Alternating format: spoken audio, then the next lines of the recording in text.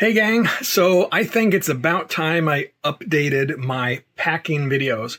Since I'm getting ready to go on this 9-day trip, I thought it would be a good time to do that. And of course, the first thing that I need to do, well, throw in a couple of loads of clothes. All right, so now I have everything washed, so it's time to start packing my clothes here. Now, if you've watched some of my packing videos in the past, you know that I divide my clothing into two categories. I have my on-bike clothing, which includes my base layers, socks, underwear, shirts, so forth.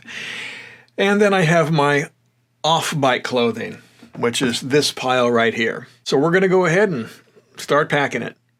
So when I pack, I also like to make sure that all of my bags that go inside my panniers are waterproof.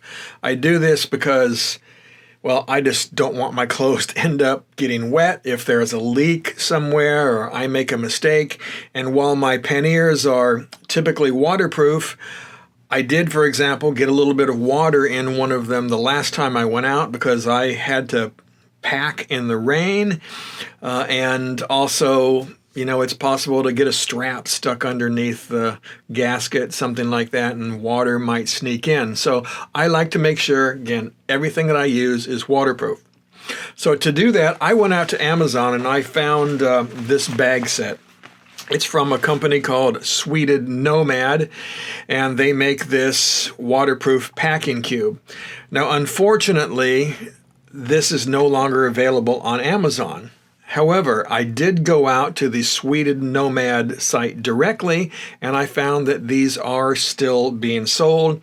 The kit comes with 3 different bags. It is a small bag here, there's a medium-sized bag, and then a larger size bag. Now, I typically use the 2 larger bags because I bought 2 sets of these things. One for my on-bike clothing, one for my off-bike clothing.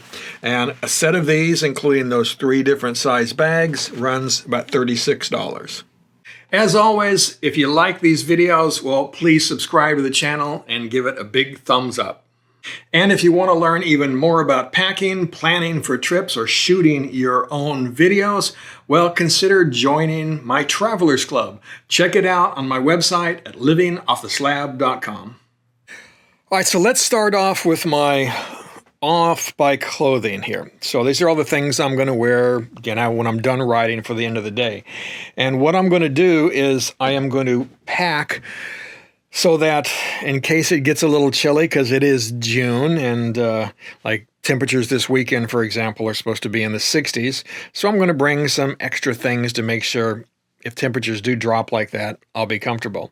So I'm going to put in my sweatshirt first, and I'm going to put it at the bottom because I'm hoping that I don't need it very often. All right, and then what I'm going to do is take my underwear, and I've got 2 sets of underwear here because that's all I'm going to need. And then I've got 2 sets of socks that I'm going to put in for my, again, my off-bike clothing. And we're just going to put them right there on the side. And this is pretty much what I do. I take 2 sets of everything for my off-bike clothing because I can wear this multiple times. It's not getting dirty. So again, I can wear a couple of pair of socks for a few days and then a pair of underwear even for a couple of days or so. So I'm also going to take then 2 t-shirts, put that in there. And of course, you see I'm bringing my logo shirts. And then the last thing I'm going to bring is a pair of jeans. All right, we'll fit that in there. And then also I'm going to bring a belt. So, and that's pretty much everything I'm going to bring for my off-bike clothing. So we'll go ahead and seal that one up. And I'm going to stick the belt in here on the side.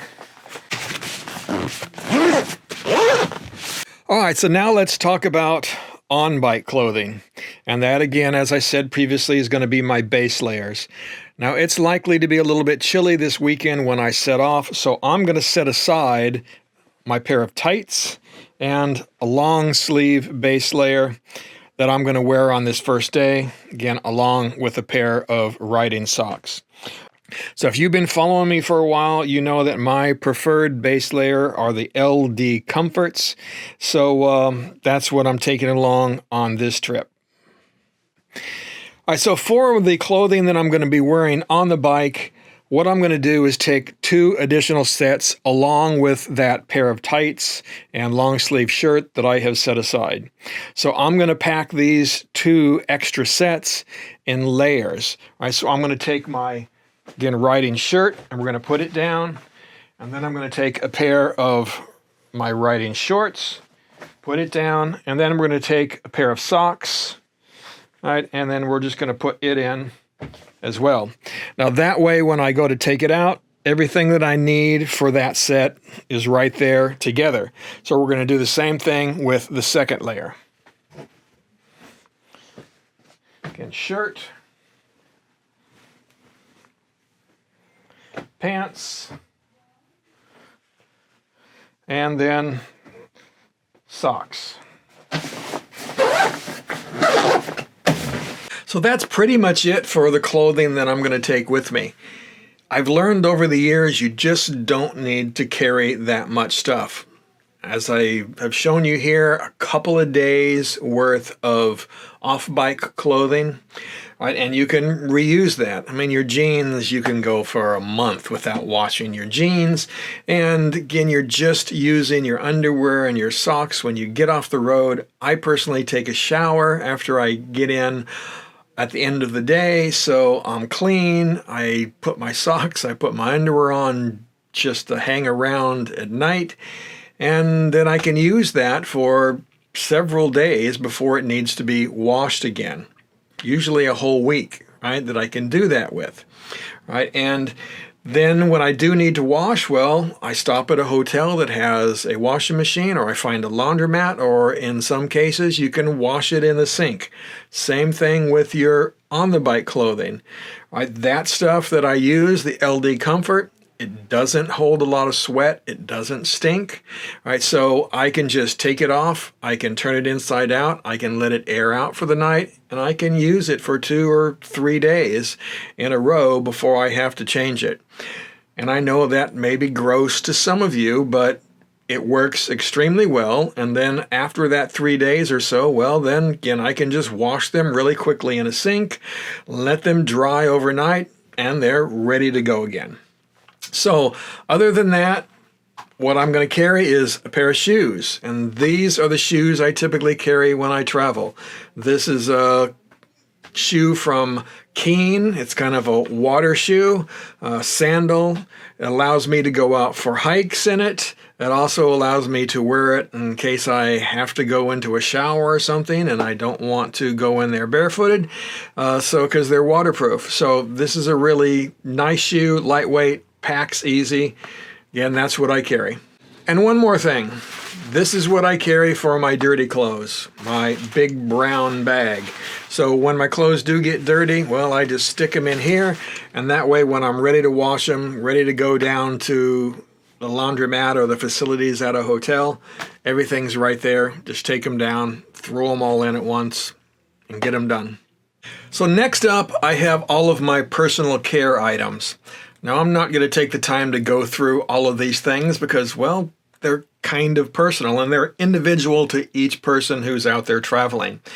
We all have our stuff that we need to carry to keep ourselves pretty, right? For me, well, they involve things like a head shaver and my beard care products. So where's all this stuff going to go? All this clothing? Well, right here in my left side pannier.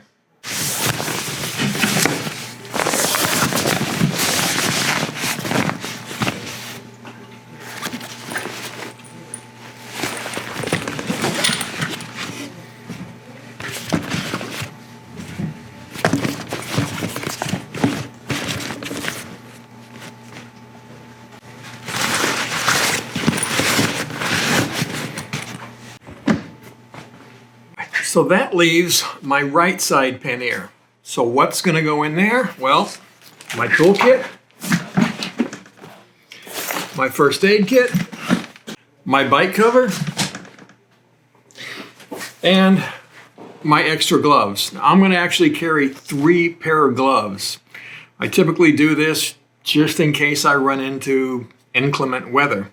All right, so I'm going to carry, again, a waterproof set of adventure gloves. I'm going to carry a lighter weight set of gloves in case it's warm. And then I'm also going to carry a set of insulated winter gloves. These are actually snowmobile gloves, again, just in case it gets too cold.